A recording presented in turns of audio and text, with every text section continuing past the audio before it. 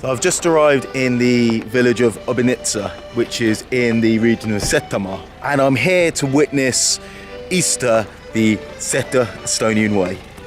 Why am I colouring in the eggs? Because tomorrow is Easter Sunday and you need to be equipped. We're going to roll eggs. I've never been the most creative of people, Helen, I have to be honest.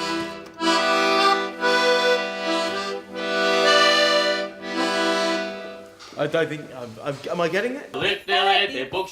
This is when it gets serious. You start your egg at the top and it rolls down, and then the aim is to try and hit one of the other eggs that's already there. And if you hit the other egg, you win both eggs. How do I roll the eggs well? Only good thoughts. People get really involved and engaged in the community events and in the holidays. It's absolutely lovely.